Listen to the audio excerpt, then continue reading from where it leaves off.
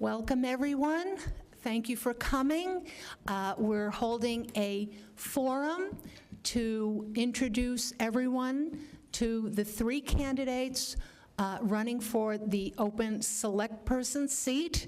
And today, this forum will focus on issues of concern to seniors. And I have a few questions that I asked the candidates to be prepared to speak about in their remarks. So the format is the following.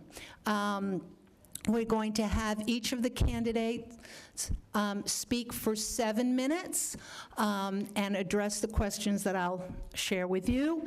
And in their remarks, but not exclusively so. Then after that, we're going to have a question and answer period.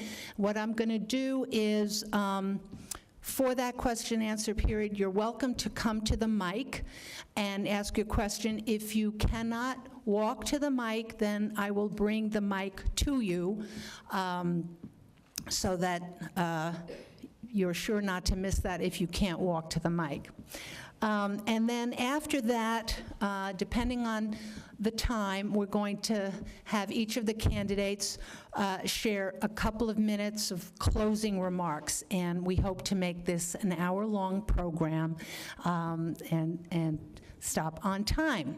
So where the candidates are in order of are in alphabetical order, so that's how we decide to choose who's first. The three questions that I had in mind were, one, what do you see as the major problems seniors face? And if elected, what would you do about them? Number two, in 2011, the Board of Selectmen committed the following in writing, that this facility, the Beech Street Center, be held for the primary purpose of operating COA programs, and that at least until the facility is fully depreciated in 2049, COA programs will be given preference over other uses of the facility. Further, the facility will not be sold or converted to another use without a 2/3 vote of town meeting. Given this commitment, how would you handle it if other groups in town looking for space ask you to replace some or all of the program space at this center for their use? Okay. I know, that's a mouthful. Number three, we're excited that the town of Belmont is now what's called the Age-Friendly Communities Network. As a member of this network, we are obliged to put together an advisory council that will evaluate feasible projects which would make Belmont a great place for seniors and people of all ages to live. Would there be any types of projects that you, as select person, would want such a newly formed advisory council to explore? So those are the questions, but they won't be exclusively the issues that the candidates will speak to. So without further ado, I will have these the candidates introduce themselves by name and however else other information they want to give. So going down the line, 7 minutes. Hi, my name is Jessie Bennett. I'm a candidate for Select Woman in Belmont. I live on Trowbridge Street, and I've lived in Belmont for 12 years. I live in a 2-family house over on Trowbridge with my children. One is at Burbank in 3rd grade, and one is at the Chenery in 7th grade, and my wife. We've lived here, as I said, for 12 years. We feel very fortunate to have relocated to this amazing community. One of the reasons we did is right at the back. My father-in-law's cousin raised her child here, is still living in town, and she told us we would love it here, and she was right. Thank you so much for having us here today, Nava. This is a fantastic opportunity for us to speak to the issues facing seniors in town, and thank you, Roy and Tim, for being here too. And thank you, everybody, for coming in. It's a gorgeous afternoon, so thanks for being willing to be inside and listen to us speak. The challenges that I hear most often brought up when I speak to seniors in town include housing, access to resources, support resources for vulnerable seniors, caring for having a social worker who's available to care for people, and also traffic, which is, traffic and walkability is an issue that faces everybody in town, I think, of all ages. As I've been involved in the Safe Routes to School Committee for the last several years, I got involved at Burbank, and I was concerned that a lot of students were being dropped off in cars who could just as easily change their behaviors so that the families were walking together to school. And I started looking at what some of the obstacles were to safe walking in Belmont. So in terms of that, and like I said, I think it's not just Safe Routes to Schools, I think it's Safe Routes for everybody. And we could have a Safe Routes to Seniors offshoot, I'm sure, that would be a great project. We have a problem with our infrastructure that I want to see us address and make sure our sidewalks are safe, and we have a problem with keeping them clear when it snows. We have problems with motorists not paying attention, being distracted, and it results in tragedy from time to time, as we saw this past fall. So this is an issue that's been very close to my heart. I started out on the Safe Routes to School Committee, and I've been part of the high school traffic working group looking at the issues around the new high school building, the new 7 to 12 school, and now I'm on the Transportation Advisory Committee. So I really want to make sure that our work always puts pedestrians and bicyclists at the center of the equation when we're making decisions about how to care for our infrastructure in town. I wanted to make sure I get this in order. Okay, so, the Beech Street Center. Okay, so I'm in the community of people who are schools all the time. And I think it's very easy for us to get balkanized in town, where we're all kind of thinking about our community and what's most important. And I get concerned when people are like, well, what do they use the Beech Street Center for? Like people my age who don't understand how important this resource is for so many people in town. I am encouraged by seeing the engagement here today. That I know that there's a real dedication to this resource, but I want to make sure that other communities that aren't yet using it, I hope to someday be using this, not as far down the road as I would like to think. But this is an amazing resource, and it's part of making Belmont a town where people can live for their whole lives and feel connected to one another and to not be isolated and to have access to the support services that they need or the entertainment that they need or the friendships that you form when you're taking part in an activity here. I think it's vitally important, and I think we need to stay true to what the charter was for this organization. Beech Street Center is primarily for seniors, and it needs to remain that way. One of the things I do as a volunteer in town is I'm on the board of the Belmont After School Enrichment Collaborative, and we recently, Nava, I think you came over to Basic at the Chenery. They did a program of outreach, and I think that that's also a really key component to making sure that our community is, as a whole, is really connected. It is a fantastic opportunity for a middle schooler to be able to come over to the senior center and to meet people and to see and to connect with them and to make these connections across generations. So, BASEC, the after-school program at Chenery, had done a workshop where they were focusing on this kind of outreach. So I would love to see more opportunities for that. I'm not keeping track of the time. I hope you are, Nava. Okay. Yeah, okay, good. Now, the final question that Nava wanted to make sure that we address is the age-friendly communities study, and I found the study incredibly fascinating, although not surprising. I mean, it was really great to read about the things that we're doing right in Belmont and then the things that we can do better. I think that we have to make sure that we have housing that suits people at all stages of life in Belmont. I was concerned with the recent McLean development proposal, which called for rezoning a parcel that had been originally earmarked for seniors several years ago, and to make it luxury, to have luxury townhomes that are 3,000 square feet, which doesn't seem to meet the needs of the seniors who are living in town. We need more housing that is mid-range. We need more housing that is affordable. We need more opportunities for people to downsize if that's the point in their life when they want to do that. And then we also need the support services for people to stay in their homes if that's what they need. So, are we good?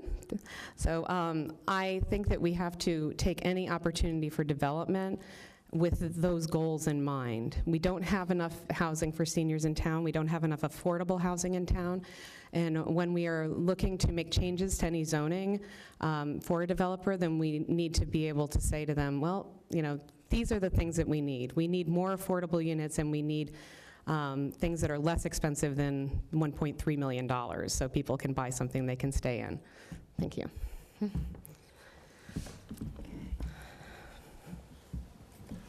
Hello, hello everybody. Thank you for coming out. I am Roy Epstein, resident of Belmont since 1994 with my wife. Let me begin by telling you a little bit about myself, since you may have seen me only in a capacity as Warrant Committee Chair, which can seem a little dry. But my story is the following in just a couple of minutes. I grew up in New Jersey in a politically aware household. My earliest political memory is my mom jumping out of the car saying, "Yay, Kennedy," in 1960. Then some more years went by, and actually Shirley MacLaine came to our house in the 1972 presidential election, which made a big impact on me when I was a teenager. Later on, my dad didn't go to college because he was actually in one of the early rounds of draftees in 1941, and he came back from the South Pacific in 1945, and college just wasn't an option anymore. But he and my mom were able to send me to Wesleyan University in Connecticut, and after Wesleyan, I went to Yale and got a PhD in economics, where I was a National Science Foundation a graduate fellow, which I think my dad never quite could believe that, but he was pleased to see it. And at Yale, I met Joanna, my wife. We moved to Chicago, had 2 boys there, then moved to Belmont because she got an offer from Widener Library, where she was a librarian. We moved to first Watertown for a year, then Belmont in 1994. You know, we've always been interested in town affairs, but for a long time didn't know anything about Belmont. We would sit around the kitchen table and say, well, why is this happening or why is that happening, and didn't really know how the town was even organized. And finally, we had a neighbor who said, well, why don't you just run for town meeting? And I did in 2003, and heard about the Warrant Committee. I didn't know the Warrant Committee existed until then, and was quite interested in it, and was appointed to the Warrant Committee in 2007, where I've been ever since, and I've been the chair since 2016. So, as most of you probably know, the Warrant Committee's role formally is to advise Belmont on any financial issue that comes down the pike, particularly when town meeting has to vote on it. And just examples of the kinds of things we've done since I've been chair. I think in 2016, the first year, the big question at that time was, should Belmont remain in the Minuteman School District or not? And we worked awfully hard on the pros and cons of that issue, and I actually flipped. I started out thinking we should stay in the district, but after working on it for 6 months, thought the better course was actually to leave, and that was the recommendation that we made to town meeting, and town meeting actually voted the same way. The big issue the next year was pension obligations to Belmont's retirees. You probably know that there's a big unfunded pension liability that we have to deal with. But we studied that issue at some length, wrote a report, and Belmont then, between the Board of Selectmen, the Warrant Committee, and the Retirement Board working together, came up with a policy for dealing with the retirement, with the pension obligation. And then last year, the big issue, of course, was the high school. And I was a strong supporter of the high school all along. Wrote letters, well, a letter to the paper, because that's all you're allowed. to support the high school. I'm glad it passed, and I'm glad that the Warren Committee obviously debated that a lot because the school is very expensive. It's a big deal. And I'm pleased that the Warren Committee voted unanimously to support the high school. I think that was the right solution. In general, in terms of other things I've done in town, and then I'll turn to the novice-specific questions. Yeah, I've always been interested, well, I've been interested in a wide variety of things, environmental, building, quality of life stuff. So we have solar panels on the house. I was actually chair of the group that established the pricing policy that Belmont Light instituted that ended up in the most successful community solar program in the state, as far as I know. I have an electric car now, which is the greatest car I've ever owned. I ride my bike a lot. I'm on the Community Path Project Committee, and to anybody who asks north or south, I say there are questions with both, but it will get built, which is the main thing. The community path will get done. Two projects that I'm particularly proud of, just to give you an indication of how I think about things. Probably for 20 years, Belmont was saying, what should we do about DPW? What should we do about the police station? Because both buildings were in embarrassingly bad shape. And if you watched my presentations during the Warren briefing, I showed you highlights like the ladies' bathroom and the police station and things like that. They were really terrible. The reason nothing happened for the longest time was because the town commissioned consultants who said, well, you can fix it all, and it will cost you $50 million. And at that point, the discussion stopped. And I said to the Warren Committee 2 years ago, you know, we really have to make progress on this, and let's just rethink the whole thing. And after working on it there, I have to say I initiated a discussion that morphed into the Major Capital Projects Working Group and has now become a building committee, where the DPW and the police station work is going to go out to bid next month. 30 seconds, oh my gosh. And it's going to cost $9 million, not $50 million. Let me just say quickly about the three issues. The use of this building, when the town makes an agreement, we have to live up to the agreement. So if the senior center has first dibs on this space until 2049, that's it. If any other group wants to use it, let them come forward and offer a use, but it has to be agreeable to the current occupants of the building. And if it's not, then it's not going to happen as far as I'm concerned. Regarding services to seniors, my mom lives in a continuing care community in Pennsylvania. And I'm astonished at the range of activities that they offer. And the people there are so diverse, even at advanced ages like 80 and 90. I would leave it up to the residents to say what programs are most desirable to them, because people's interests are all over, and then work to make it happen. I would not impose my own preferences on that. I think it's important for the people to speak up. And the third question is? What do you think the priority seniors are? There are lots of issues, but the single greatest issue is senior housing. And there's also a great range in senior preferences. Some people want to stay in their houses. Some people would like to downsize to something appropriate. Some people want to downsize to something small. Some people would like to buy something nicer. What I hope to see is not just McLean, because McLean is relatively small in the scheme of things. I think there's great potential for building a much larger development on South Pleasant Street and other parts of Belmont. And there will actually be, in the end, a range of housing from relatively modest to something grander, and I think we can use it all. And for people who want to stay in their houses, I'm in discussions now with banks, but it's just way premature to say where that might lead. That I hope will result in innovative financing schemes where people can stay in their houses on much better terms than they can with financial products that currently exist. And that's as far as I can get in my 7 minutes. Thank you. Thank you. Good afternoon. My name is Timothy Flood, and I'm candidate for the Board of Selectmen. I've lived in Belmont for 7 years with my 7th grade daughter, Victoria, and my girlfriend, Casey. I graduated from Arlington High School and joined the United States Marine Corps.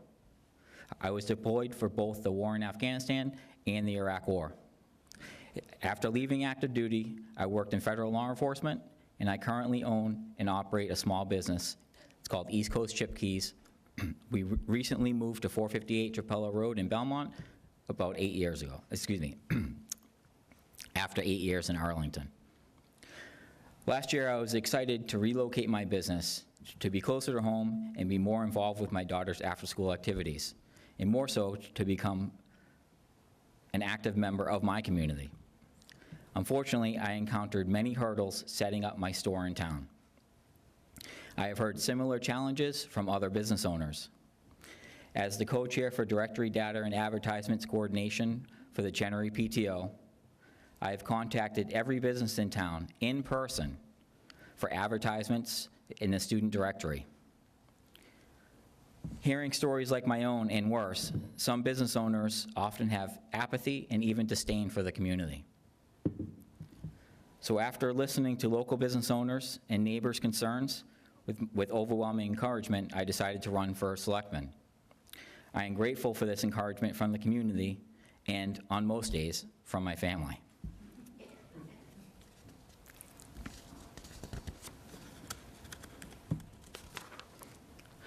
We all want Belmont to thrive. I offer a fresh perspective and want to provide an avenue for neighbors to share their opinions and concerns. I want your voices to be heard. Within these same conversations with Belmont residents, I am encouraged by our community's commitments to ensure excellent schools and reinvest in smarter public infrastructure. With that, we have a long path ahead. To achieve these goals, my top priorities must be fiscal responsibility, addressing our traffic problems, and promoting local business. You can probably understand my interest in local business. I am sensitive to the need for business-friendly town policies. I want to encourage businesses to open and stay in Belmont and help create a vibrant and inclusive community and broaden our tax base. I think this is a simple goal. More complicated is our need for a realistic, more complicated is our need to realistically plan for a financial future. As a community, we are preparing to address our aging infrastructure, including the high school, the police station, Public Works, the ice rink, the library, and others will come. One must keep in mind, replacing or updating these facilities and planning for our future maintenance needs comes at a cost. We also have an obligation to continue to fund pension and benefits for past and present employees. Currently, the town has approximately $150 million unpaid pension liabilities. We cannot afford to default on this commitment or plan to burden future generations with this debt. Although it is difficult and undesirable to defer projects or raise taxes in order to fund pension costs, we have little reason to believe that an alternative approach will be less burdensome in the future. Unfortunately, Belmont's financial resources are finite. Relying heavily on residential taxpayers can be especially burdensome to our seniors. Future planning and budgeting must be strategic, creative, reasonable, and most importantly, involve the seniors it affects. It is not to say that we should not spend money on needed services. For example, I believe Belmont needs additional full-time social workers for help with our seniors. Currently, there is inefficiency in services and, most importantly, follow-up, particularly with complex cases such as hoarding and dementia. Beyond this, I believe seniors would benefit from additional services. I envision a group of volunteers that reach out to our elderly in their homes and just simply check in. This group should be consistent and non-mandatory reporters. I imagine they would be better received than the police or social workers and help address issues prior to reaching any crisis. At the Beech Street Center, we can also expand the already tremendous programming and services offered. I would like to see volunteer programs whereby students and elders can learn from each other. I know my daughter would be hesitant at first to teach someone else about computer skills or how to do something on their phone. I think this would also help grow her confidence and help her feel empowered. For young people like my daughter and seniors alike, I also believe it is important to implement new solutions to address traffic congestion, especially in and around Belmont Center, as well as continue to make Belmont a more walkable, pedestrian-friendly town. I am encouraged that Belmont has joined the Age-Friendly Community Network and expect this new advisory group to help evaluate opportunities for walking and other forms of physical activity and transportation from our seniors' perspective. I would also like to see this advisory group to help seniors age in place provide recommendation to address the lack of affordable and appropriate housing options and improve communications about available health and supportive services, and bolster senior opportunities for meaningful volunteer service or civic engagement. I recognize that many of Belmont's successes in future planning are at large part because of tireless effort and amazing work of town volunteer committees and boards. I do not want these efforts to be minimized or lost, only to build upon them. I want to better integrate our shared value of community, education, family, inclusivity, with transparency and collaboration to address our priorities. Thank you for this opportunity to tell you how I got here and what I think. I'd love to hear more from you. Oh, and remember, please vote April 2nd. Thank you, everyone. This is the Q&A portion. If I can take questions in order of when they're raised, and then you can come up to the microphone, or if you have a problem, I can bring the mic to you. Okay, 1, 2.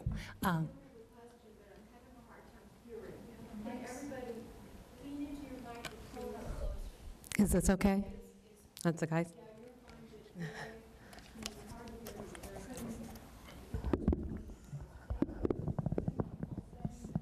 Okay. All right, thank you for that. So who would like to be first? Oh, you need the mic, sure.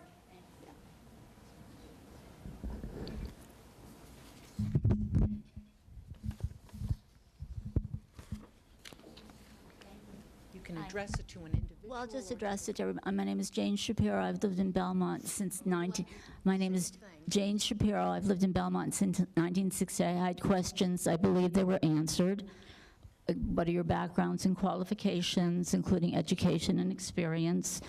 I want to say I have great respect, well, for Nava. She does a great job, but that's a separate issue. And I also have great respect for law enforcement and the DPW. And I was really glad, I saw it on Belmont Cable. I thought it was fake news, the DPW. So I'm really glad you came up with a solution for making it cost, a reasonable cost, because they were both things are absolutely necessary. So my question is the roads in Belmont. Now I drive. I think it's sort of fun to fly over the potholes, not go into a ditch. People in other communities often say to me, "Why are the roads so bad in Belmont?" So will they ever be fixed?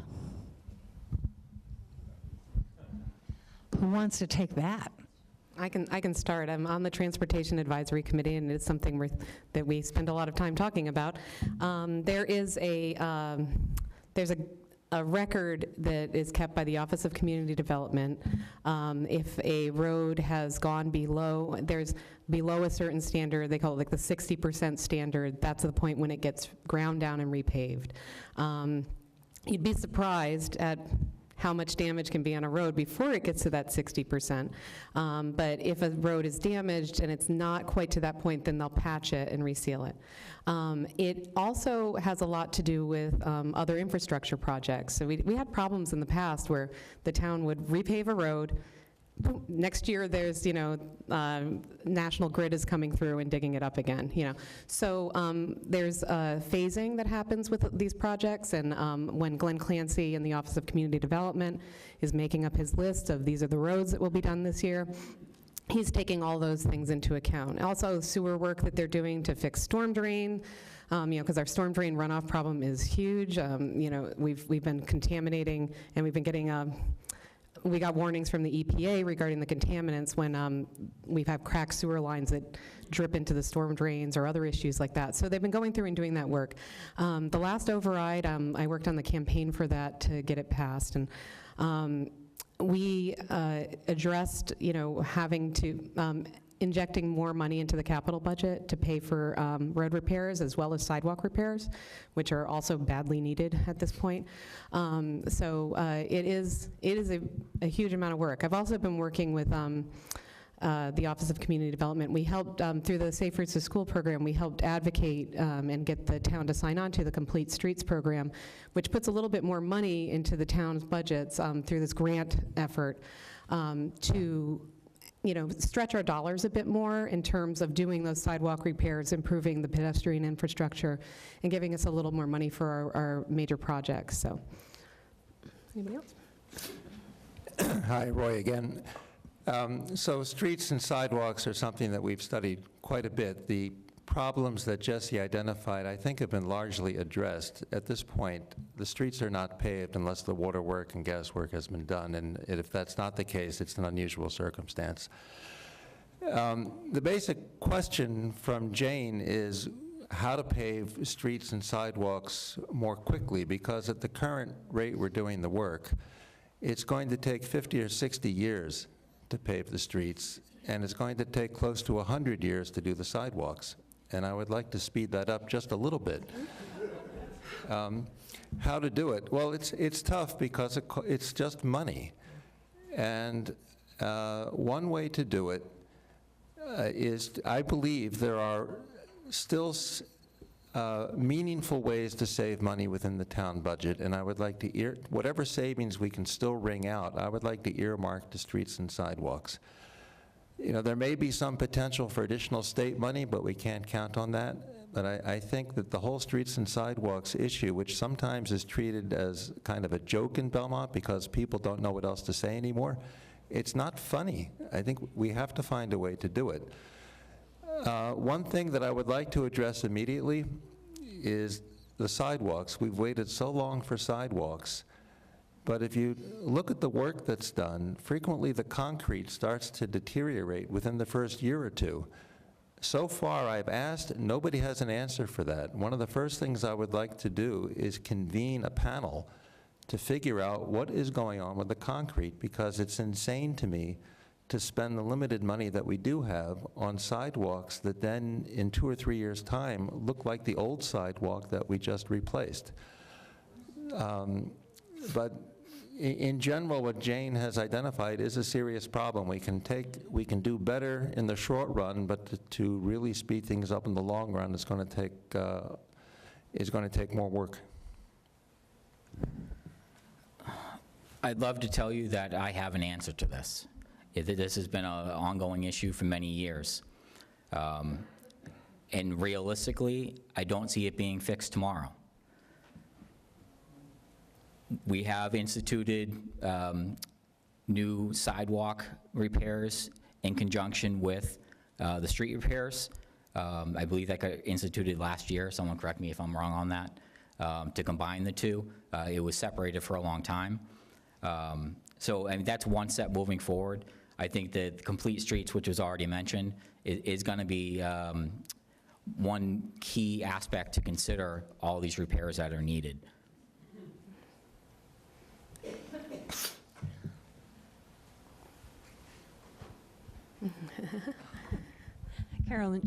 Carolyn Bishop, Precinct 1, town meeting member. We've lived in Belmont for 45 years and love it. However, I've seen so many changes over the years, and this addresses both the streets and the money. One of the reasons our streets and our sidewalks are deteriorating so rapidly is salt. In the olden days, Peter Castanino said, we only use enough salt to keep the sand from freezing. Sand also silts up in Claypit Pond, but it did the trick. Now we're using huge amounts of very expensive salt, nothing else, salt. So huge that the chunks are this big. I'm digging them out of my hedge. I'm digging them away from my trees, because trees to me make Belmont special. And my trees are dying because they've been heartily salted every winter for the last 10, 15 years. And then the other thing for money is, I'm very concerned, I appreciate the need for the Board of Selectmen to investigate issues in depth before they make a decision. However, recently, the incinerator site has been a very expensive proposition to consider. Hiring this consultant, hiring that consultant, I think that last one was canceled at the last minute, making studies of the studies, and all you really need to do is investigate the suggestions. What's an anaerobic digester? What exactly is involved? And take a walk on the site, because the site is impossible for those kinds of equipment, those kinds of projects. Vast, the cap originally was 8-something inches deep with used soil taken from Perini construction. And it sealed things, but nobody really gets what's under there. There is a pit that was used for catch basin tailings, and that is contaminated with whatever runoff, lead, cadmium, off our pavements. That was sealed. There was not just the asbestos from our soon-to-demolished incinerator site, but the snow that was piled up there. When we remove snow, that's where it goes to melt. More contamination from the highways. So it really requires more work on our part to investigate these things before we hire a consultant to say, no, that's going to be iffy. And think about what really is required. It's so easy to say, well, we'll put a soccer field up there. Well, people might want lighting, they need bathrooms, they need parking. This little site has been everybody's go-to for whatever we need. So I hope, I'm sorry, you're right. Do I have a question? I'm sorry. And I'm not even running. I guess I'm asked, thank you. Could I take a stab at answering what I think your question is? Let's hear it. Well, my question is, what do each of you think of these issues? I mean, do we really need these many consultants when you can think out or go visit? I mean, I know it's a volunteer, even though you're paid volunteer, but I don't have the answers, unfortunately, and my question is, what do we do with all this? How do we get the money? Well, as a consultant myself, I'm very attuned to misuse of consultants and overuse of consultants, and I've asked that question about the town's activities in the past. Let me just say about the incinerator site. What prompted the consideration of the anaerobic digester was the concern that the cost of installing the cap may be more than the money that we've set aside for it.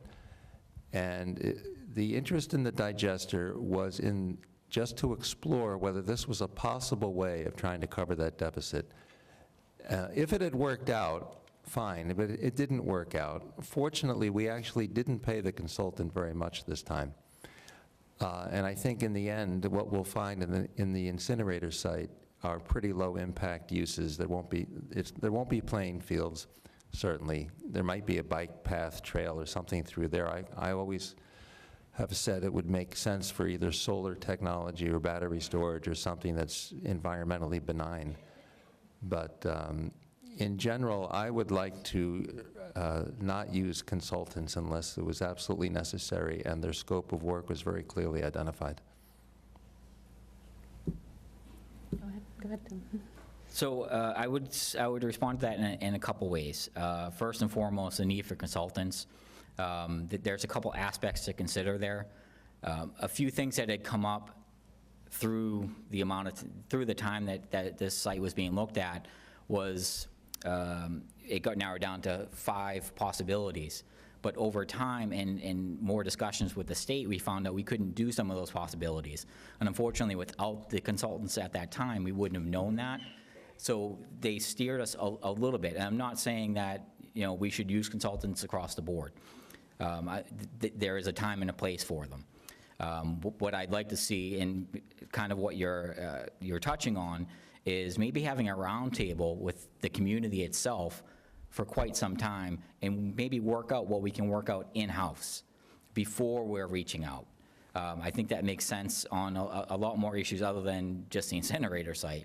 I think we can move things a lot faster throughout the town if we have open dialogue. That's one thing that we are missing, is that open dialogue. And if we start to have these roundtables, that might help us move forward a little bit. With respect to the salting itself, I think we've over time started to salt more to make things safer, the perception of safety. And I think tying into that is the equipment that we're using is also starting to get old. We need to update some of that equipment, which will potentially provide a thinner layer of salt to be expended each time they come by. But the reality is, I think that does tie into a safety aspect. In particular, this year you've seen a lot of ice, and ice is particularly hard for the town to deal with. They would much rather prefer 2 feet of snow than deal with all the ice that they've had, because it's a lot more expensive. I just wanted to, I'm just going to make a quick correction to something that Tim said. We could have known what uses were going to be acceptable for that site before we started the process. I find it a little frustrating that we went down this road of exploring all these different ideas for the incinerator site without having a solid answer from the state on what would be allowed. And in the transfer of the property to the town, we had certain parameters, and if the state knew that we were going to make money off of it, they would have not, and we wouldn't have gotten it for essentially nothing. I mean, we got it for the cost of capping it. Now, I know that there was a real desire to cover the cost of capping it, but we decided to take this land knowing that was the issue. And we have pushed it back in hopes of having this great idea that was gonna save us basically from the cost of capping it. Now we're at a point where we know that we can't do anything that's going to make any money up there. We need to look at things that only benefit the town directly. So open space, help, putting things up there for the light department. I like the idea of solar and battery storage. I think that sounds fantastic. I think having open space up there is a great thing too. One of the great resources of Belmont is the fact that you can work in the city and then be in the woods in the afternoon. It's a beautiful thing about our town. We all need that respite. So, and in terms of the salting, I couldn't agree with you more. I mean, I think it's, I think that we get into habits because we have a perception of what is the safest way of doing something, or what's the, if a little is good, more is better, So I think that we have to be very careful about the environmental impacts of the choices that we make with regard to keeping things safer on the roads. So I lived in Minnesota for 7 years before I came here. They didn't even plow the side roads unless it was 3 inches. It was like, throw down a little sand on top of it as it gets packed down, it'll be fine, it'll do. So, the way we are doing things isn't always necessarily the way it has to be done, so we have to be looking at the impacts. Well, I don't know if we've beaten the subject to death, but I think not plowing the roads when there's 3 inches of snow may not be an option, but... Yeah, I'm not suggesting that for here, but I'm just saying. I would say that salt is quite expensive, and the highway department hates to use it, so I think it would be worth asking again next year what's best practices and seeing if there's maybe a better way of going about it, but they are not wasting salt because they don't have the money. Well, I also I think that you're getting at the sidewalk behavior is often the residents, and so we have to be out there communicating with the residents about the impacts of putting all that salt down, that their sidewalk's going to crumble sooner. I mean, in basic self-interest, but on top of the environmental impacts. So, Thank you. And we'll stick to question. That's all right. That's all, not just you.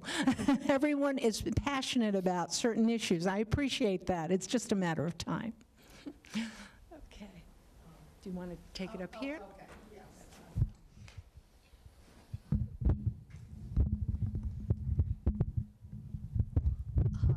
Hi, I'll try to be quick because I already spoke about this last week at the League of Women Voters meeting. Abby Smith from Albert Ave, but I see Jesse has listed that you're interested in trash and recycling problems, and this is a huge problem for me. I was able to get the smaller size bins, but there's no place on my property where I can store these bins, absolutely none. Plus, I have a mobility issue now, and I couldn't move it up over the concrete step. So my daughter lives in Cambridge, and she comes several times a week and takes all of my trash and all of my recycling to Cambridge, where it is disposed of. And I would love it if somebody in Belmont would consider problems that some of the senior citizens have with these new bins. I've lived here for 42 years, never had a problem, never, but now I can't do it. So, Do you want something specific in that as a question? Or just my what they would question do? is, can Belmont help me? Can anybody help me so that I can dispose of my garbage in the town where I pay taxes? I would say, if I could take a stab at that, so the new trash policy only started last summer, and this is the first year, which is, it's really an experiment for everybody. The DPW is not locked in to the current system without adjustments. I think this is a period of gathering information and learning about the experiences of different people, and I expect that the program will be customized in certain ways to accommodate circumstances like your own, and I'm sure there are other people with other concerns, and the program will just have to be modified as time goes by. I know that this is a very new program and that a lot of people have had issues with it. I'll say that our trash doesn't wait around for an experimental period to end. We all generate trash every day. We generate trash every week. And I think that the town needs to be more responsive to these issues. When somebody is faced with an issue of not being able to get their trash to the curb every day, or get to their trash to the curb every week, that is an immediate and pressing issue for that person. And so the town needs to develop ways to respond. And if it is being able to refer that person to a community group of volunteers that might be able to do something, then that's a good course of action too.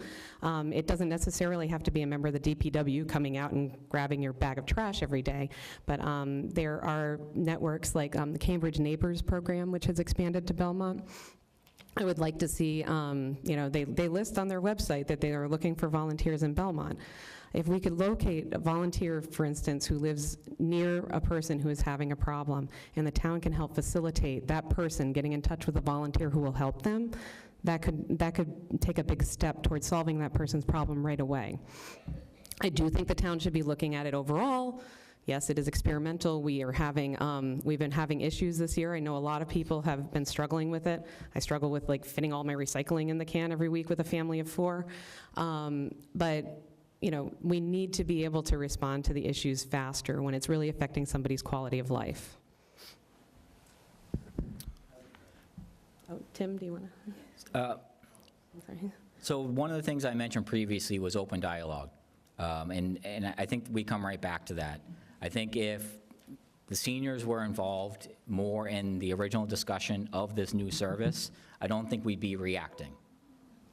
So one of the things we need to do is reach out to the seniors more and make sure that any new initiative that's coming forward, the seniors are involved and directly involved and have all their input up front, so we're not having to figure out what we need to fix after the fact.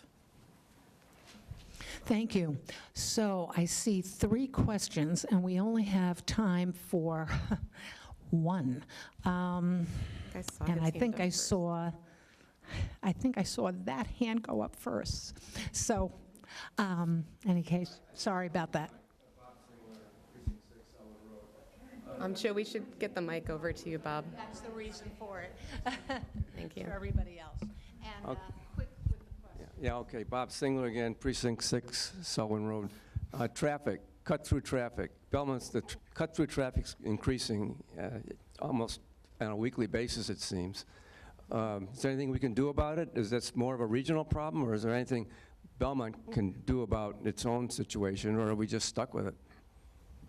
I think the answer is yes, yes, yes, and yes, in the following sense. Belmont is a cut-through town.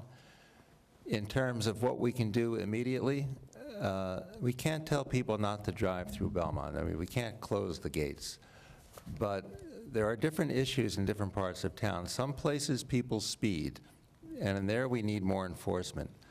Other places where the traffic is dense, and particularly when kids are going to school or something, we need to have sufficient crossing guards to make sure you can cross the street safely. I want to investigate things like automatic speed cameras. I know I've seen them in Europe. I've gotten caught in Europe, where you don't need a cop. You can just put this unit by the side of the road and bing, if you're going too fast, you get a ticket automatically. In Canada. Ultimately, in terms of the volume of traffic, that's going to be a longer change both in culture and in infrastructure. I think people have to get accustomed to using more mass transit, riding bikes, walking when they can, and ultimately for Belmont, when a lot of the commuters are coming from pretty far away, I think the solution is the Fitchburg line has to be brought into the 21st century instead of in the 19th century. If you tell somebody from Europe that you have a commuter train where at the peak it runs 2 trains an hour, they'd say you're crazy. If that service went to 6, 8, and 10 trains an hour, you could take thousands of cars off the road. And I would hope that is, I believe the MBTA is starting to move in that direction finally, but that is something concrete that could help reduce traffic on Belmont streets. Now, this is an issue that I think about a lot, and I could probably sit here and talk to you about it for several hours. I'm on the Transportation Advisory Committee now, and we have started receiving the data from the townwide traffic study. We're analyzing, this data tells us where people are cutting through, where they're, if they're in-town residents or if they're coming from out of town. But it is a regional problem. Boston was recently rated as having the worst traffic in the country of any urban area. It's because we have so many jobs, and we have so many 9-to-5 jobs, and everybody's getting to work and coming back at the same exact time. So in terms of lessening the pain in our town, one of the things that we're looking at in the Transportation Advisory Committee is discouraging the use of neighborhoods as cut-throughs to save yourself some time. Keeping the traffic on the arteries, which of course doesn't decrease the traffic on the arteries, but at least it makes things safer in our neighborhoods. Also looking at infrastructure changes that can help cars move through more sanely in different areas. There's a project in development for the area by Mill Street in Concord, which would have 2 roundabouts instead of having the crazy left turns and everything gets backed up and everything's nuts over there. And that would help both slow down cars as they're coming through and help them get through more easily. So it would be a traffic calming measure that would also allow cars to get through more quickly. One of the problems with enforcement, and one issue with the cameras is that we can't do it in Massachusetts. We'd have to change state law. But we also have an enforcement issue in that, we have a limited number of police officers, and so really the way that you want to slow people down is by instituting traffic calming measures, things that give signals to motorists that they need to slow down, that they can't fly through an area because there are pedestrians, there are bicyclists, they're sharing the road with people. So we need more of that, and I've been working with Ann Paulson on the high school traffic working group and with the Safe Routes to School committee, and we've been talking about different town-wide measures that we could take to encourage residents to give Belmont a reputation as a town where people drive 25, because that's the town-wide speed limit. We don't have a reputation that you're going to get caught in Belmont if you drive more than 25. If we have an initiative that helps get people to slow down, then people know they can't whip down Concord Avenue at 40 miles an hour. So it is an issue that causes a lot of pain in town, and it's one that I care about very deeply, and I hope to continue my work on it in the Board of Selectmen. So there's a couple things that we need to consider in regards to traffic. First and foremost is the apps that are used today. Apps like Waze. They're specifically routing traffic into residential neighborhoods to lighten the load and spread load it. This is an intentional thing that's being done. There's been a lot of studies to look at this regionally as well as nationally. One of the things that has started to happen over the last few years is that Waze in particular has been more responsive to communities that have been reaching out to them and working with them and giving them the data that they have to see where the cars are coming and going from. And then depending on that community, they've chosen to put in one-way signs to change routes of traffic. And what essentially that's done is it's solved certain areas. Now keep in mind, you solve one particular area, it's going to affect somewhere else. So you can't be narrow-minded or closed-minded and say we just need to solve this particular area. You have to look at it holistically and look at the entire town, all the cut-throughs, take all that data and adjust the whole town. And if we're talking about one-ways, then you have to look at all the residents that are on that one-way and have to agree to that. And I think that's going to be the tougher problem, is getting all the individual residents to say, I agree with this one-way. So keep that in mind. There are things that we can do. But again, that comes back to that dialogue and having this communication and having this information of these programs are in place and these app providers are willing to work with you, but you have to be willing to work with them as well. Okay, thank you very much. So we just have a couple more minutes left. What I'd like to do is, from this direction now, if you could make your closing statements, about a minute, that would be great. I know that's a bit of a time pressure. Not at all. Okay. As Selectman, I will thoughtfully and collaboratively represent our community. I will listen to your concerns and convictions and act on your behalf. I will be a voice for all community members. As a local business owner, I will establish more business-friendly policies, implement new solutions to traffic congestion, and better prepare us for a financially robust future. Thank you very much for coming out today. I'm always impressed by the amount of community involvement in Belmont. For any question that comes up, the line of people out the door at the Board of Selectmen is long. And the difficulty is coming up with a solution that can address the concerns of such a diverse group of people. And to me, the best way to do that is through experience, through a variety of issues, and to try to come up with something that works for people who don't necessarily all have the same view of things. But from having been involved in these types of issues now for 10 years or so, I think I've been successful in finding things that do work, and I'd like the opportunity to turn my efforts to some of the issues that we've identified today and show that it can be done. Thank you. I want to close today with a personal story, because I was thinking about how the cross-generational relationships we have affect us in our daily lives for the rest of our lives. And when I was a child, one of my favorite people in the world was my great-grandmother, whose name was Alice, although I called her Nanny. And she was a great admirer of our state's governor. I lived in Connecticut, that's where I grew up, Ella Grasso, who became governor while I was a small child. Governor Grasso's tenure as governor of Connecticut meant a great deal to me. As a young child, I grew up never thinking that it was impossible for a woman to lead our state. When Ella Grasso resigned from her post after a cancer diagnosis, and she was in the hospital, my great-grandmother, because of her deep admiration for the governor, wrote her a letter to wish her well in her treatment. And Governor Grasso hand-wrote a note back to my great-grandmother, to Nanny, which Nanny shared with me. And the note said, thanked my grandmother for thinking about her, and that Governor Grasso had been honored to serve their state in the capacity as governor. The sense of pride that came off of my great-grandmother in sharing this note with me has stayed with me my entire life. To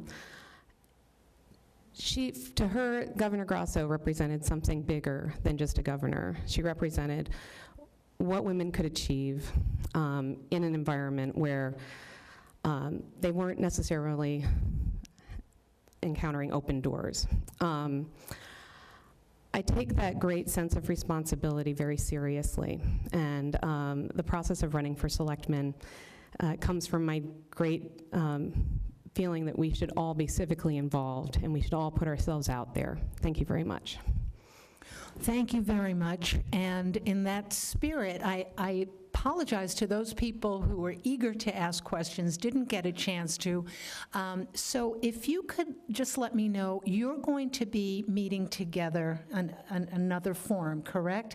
And what is that date and time so that people have an opportunity again? We will be, well, there'll be a live debate on the Belmont Media Center, but that's not really an open forum. That's this Friday. We will also be at the League of Women Voters Candidate Night, not this coming Thursday, but next Thursday, the 21st of March. And that's at the Chinnery Middle School. I believe it begins at 7 p.m. It's a chance to meet all the candidates for office in town. Great.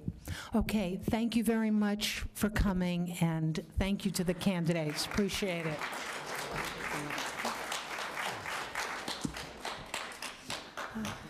Thank you very much.